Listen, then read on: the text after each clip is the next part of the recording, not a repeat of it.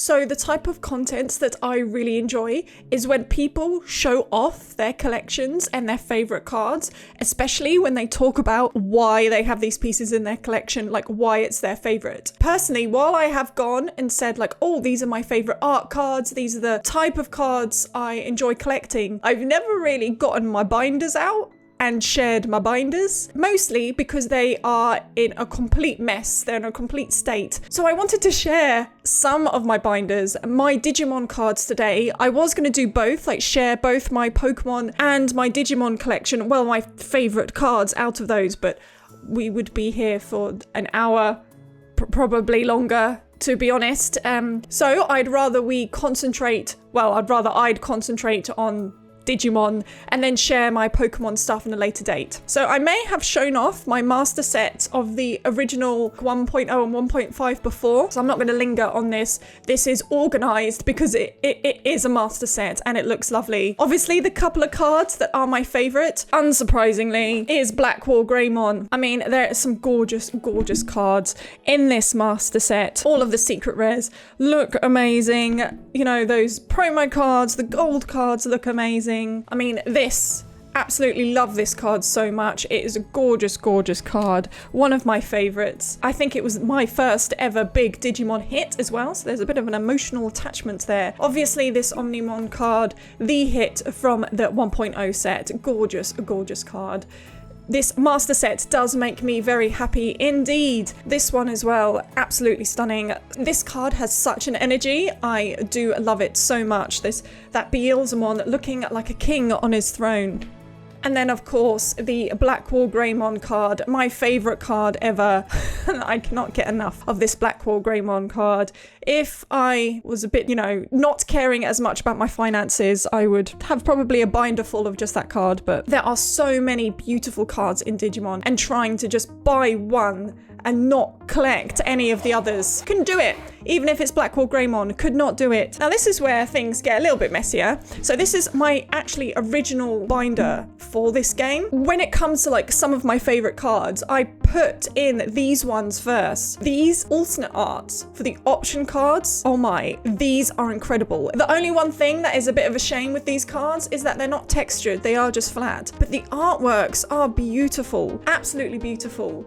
I think I covered these artworks in my favorite arts for Digimon. These are absolutely stunning. All of them look so, so nice. I absolutely love all of them. So they take pride and place when I open up my binder. I do also have the stamped versions of these here as well, with an extra Gaia Force, because if I was going to fill that space, it's going to be Gaia Force that was going to fill that space. As you can see, going through, there's a random gap here. Don't know why there's a gap. Some more random cards, more random promo cards that I've just put in here. Oh, okay, yeah, this is BT4. Actually, BT4 alternate arts, where they've got this gold foiling.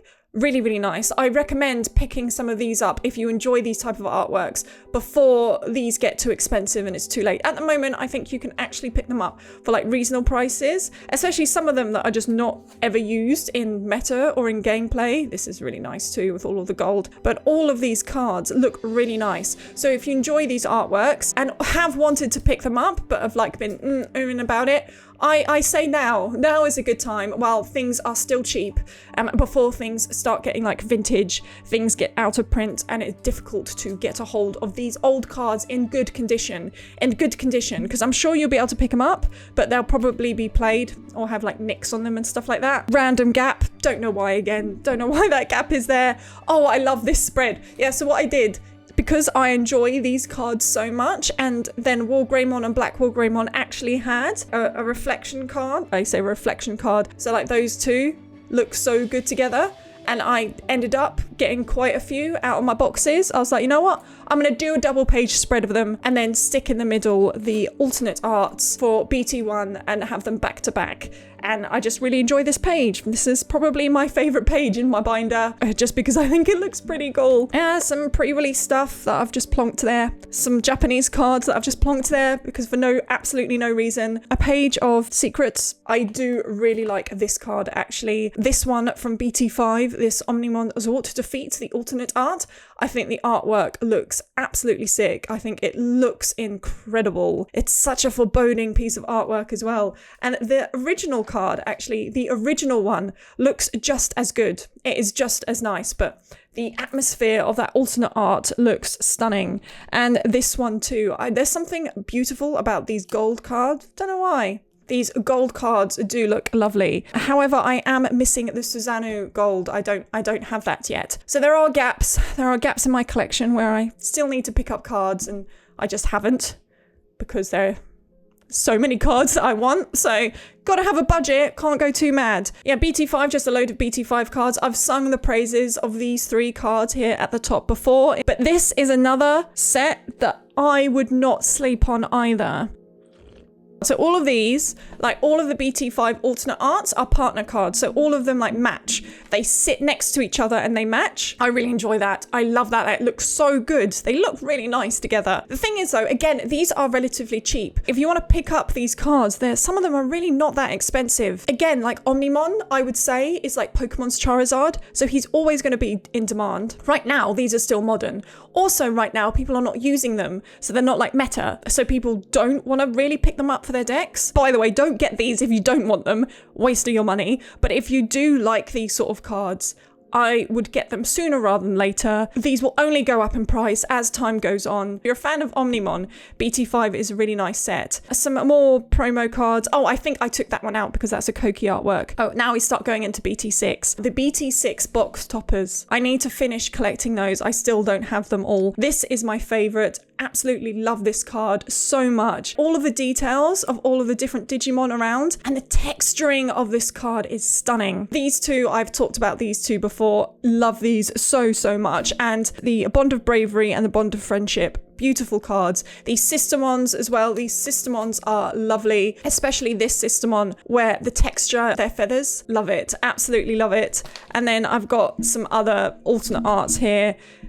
Some extra stuff, and the campaign cards at the back. And the campaign cards are lovely. You can pick those up relatively cheap as well. And they're quite striking set of cards. Now, my next binder set is actually a work in progress master set. So I'm actually going for a Japanese master set as well as the English master set. So when you go through, you go through and you see all the Japanese cards first, and then all of these stunning cards in Japanese, and I've nearly got them all. I'm just missing 2. I'm missing the Renamon baby. I can't remember which one is Viximon maybe. And then the Beelzemons, the twins, the Takeo and Mako, maybe. Yeah, those. Those ones as the tamers I'm missing, but this set is gorgeous. I especially love this card. These tamer alternate arts look sick. They are incredible. I am really loving how Digimon are doing better and better when it comes to the Tamers alternate arts. And I think this set was a nice turning point to the way that they treated the Tamers. And then you go into English, and unfortunately for English, I am missing quite a few of the cards. Yeah, as you can see there are gaps. This one is a stunning card. I love the detail of the Guilmon evolution line in the back of this Calumon card. Love it. There are so many good cards in this set. I don't want to spend too long here, but I can sing praises of these cards for a long time. But EX02 will always have a special place in my heart. And that is my long-term work in progress, is that EX02 set. This is a work in progress binder, another one. This is later sets. So we start with, BT7. And these memory cards here, these ones, I do love these, but I'm just missing them. I'm just missing the Zoe box topper and then the rest of the memory boosts. Just haven't got round to doing it. Haven't got round to picking them up. When you played at your local game store, you got these Tamer Packs, and I'm missing the 2 yellows, TK and Kari's, and I've only got Angelmon for some reason. I don't know why. It's really weird. There is the Tamer set 2, that beautiful box where you get the storage box, the playmat, the sleeves, the memory counter thing with the little bit. And then these alternate art cards, which again, It's a shame that they didn't have texture. These would look absolutely stunning with texture. But even without, I love how they've got the original Digimon and its mega form at the back. Now, then we go into BT7. This is still BT7 again. See, I don't know why I don't organize these cards properly. There is something wrong with me. This one I have spoken to about in length before. This is by far my favorite card in the set. Looks absolutely stunning. But these two also hold a special place in my heart. The Were Garurumon and Metal Greymon. Those are references to a game. The only old Digimon game I've played is Rumble Arena. I haven't played Digimon Worlds, Cyber Sleuth, etc, etc. So there's a lot of references that I miss, so it means that I'm gonna have to go back and play them at some point. This newest set in Japan that's come out is full of Digimon old game references, and I'm just missing them all.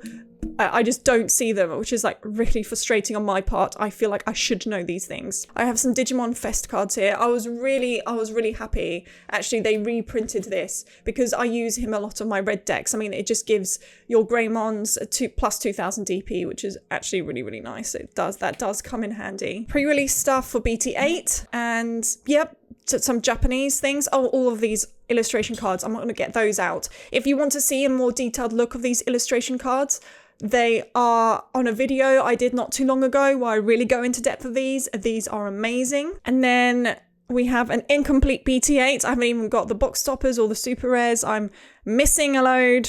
I've probably put them in my decks and I've not put them back in here when I finished with them. But obviously my favourite card out of this set is the Blackwall Greymon. Once I got this Blackwall Greymon, I was pretty satisfied. I didn't really need or want anything else out of that set. Collection-wise, not play-wise, collection-wise, play-wise is a different matter, of course. Some more Japanese sets that I have opened in the past. I was really excited and so impressed by this card for BT10. This is yet to come out in English. This is a stunning card. This Jesmon GX alternate art. The colours in it are absolute. I was so impressed when I saw that for the first time. It really blew me away. And then we have some cards for BT9, some pre-release cards, box toppers that I'm missing. These are the super rares. Now, I hit my chase from this set, which is this War Greymon X antibody. Almost rivals Blackwall Greymon as one of my favourite Digimon cards I own. It is gorgeous. Obviously, I love War Greymon, so there's a emotional attachment to the Digimon itself, but the colours in the background, the space vibes, and the texture, the texturing is so impressive.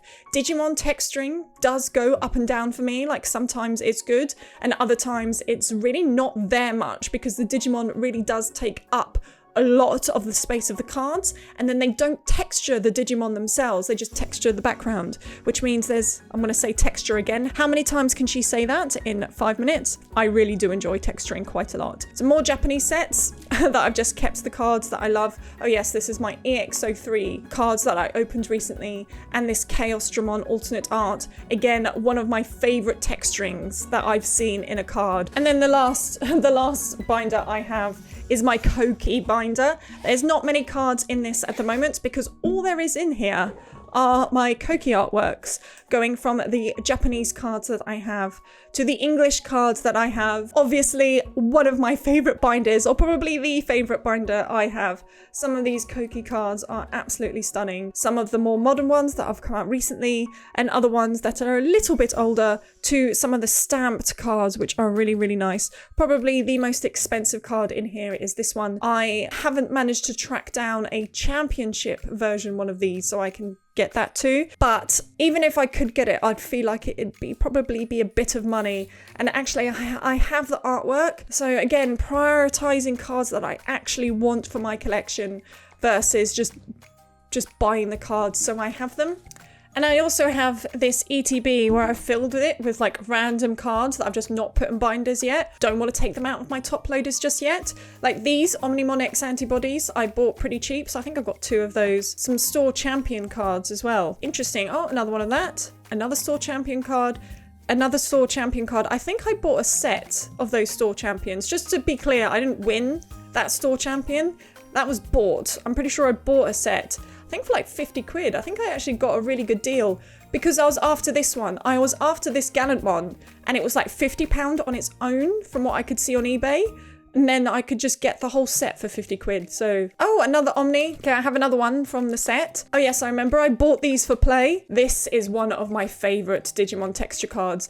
This and this Agumon. Okay, I'm sorry. This, I believe, was the first Digimon textured card, like the modern version, the first texturing. And my, did they do a really, really good job. It is absolutely gorgeous. I love this card so much, as well as this Agumon card. It is stunning, absolutely stunning. You just see that texturing there, just on that edge. It looks, can I say gorgeous again? How many times have I said gorgeous, stunning, beautiful in this video? How many times can I use these words before you guys just tune them out and don't listen to them anymore? Stupendous, amazing. Well, darling, these cards are actually pretty splendid, and I really do enjoy the texturing. They really do tickle the senses and really engage your eyesight in these beautiful, beautiful textures as your eye gazes over the shifting colours on the card. Yes, darling. And then for some reason, this, I don't know why I have that sealed. A couple of extra Blackwall Greymon cards that I do have just chilling around. My Demi Vmon that I got from my Ultimate Cup. Again, beautiful texturing. I adore these tournament cards when they do them like this. Online finalist, Agumon, who is showing off his crotch. The extraness of this card I do particularly enjoy. I think this is why I've stuck this in a top loader, just because it makes me smile so much, just how that angle is actually just ridiculous. And then another one of these Agumon cards. There are so many things I want for my collection still. I am missing box toppers from certain sets. There are some alternate arts from older sets that I, like BT7, BT8 and stuff that I haven't gotten yet, which I need to get on and get them. But there is also a load of Pokemon cards that I really, really want. And this is the difficult part of collecting two different TCGs, is that you're like warring in with yourself. It's like, oh, do I pay a little bit more on Pokemon this month and then leave Digimon? And then do I do a little bit more Digimon this month and then leave Pokemon? And then with Pokemon, the market is so volatile. Sometimes alternate arts, they'll just skyrocket for no reason. Absolutely no reason. Like, they're modern still, they're modern cards, and then suddenly they'll just go up 3 times in price, and you were just waiting to buy it because you still wanted it, but you're just trying to prioritize what cards you get, and you're trying to save up money at the same time. It's nearly impossible to do that. Anyway, listen to me ramble on. I hope you enjoyed looking at maybe my little bit messy collection of Digimon, but I talk the talk a lot when it comes to like opening up packs, and I'm like, oh, this card is amazing, oh, it looks gorgeous, but then I never actually show you guys what I'm keeping and collecting. But there it was. That was basically my whole Digimon collection without going into too much detail. I've just picked out some cards that I really liked. Next time I will show off and talk about my Pokemon cards that I have. There are a few vintage in there as well. Some really random sets of cards that I can't let go because I think they look really pretty, but they don't really belong in the rest of my collecting set. I have a problem where if I hit something, I find it really, really difficult to sell it because I've got that emotional attachment of like hitting it, and then it's like, oh, I got this card and it's such a good looking card, and then I don't want to sell it even though it does. Yeah. Anyway, I'm sure a lot of you have that problem as well. Now I'm going to put all of those cards back and get myself some lunch.